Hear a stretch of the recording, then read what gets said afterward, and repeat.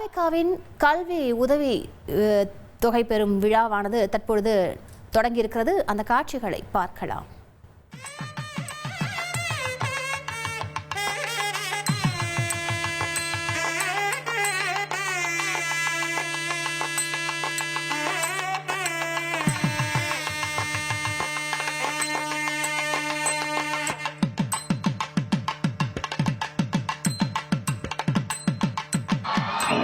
அனைவரும்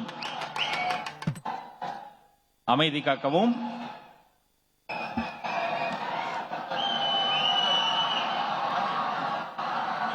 தமிழக வெற்றி கழகத்தினுடைய வெற்றி தலைவர் விஜய் அவர்கள் மாணவ மாணவிகளினுடைய அன்பு கடலில் இதோ உங்களை சந்திக்க வந்து கொண்டிருக்கிறார்.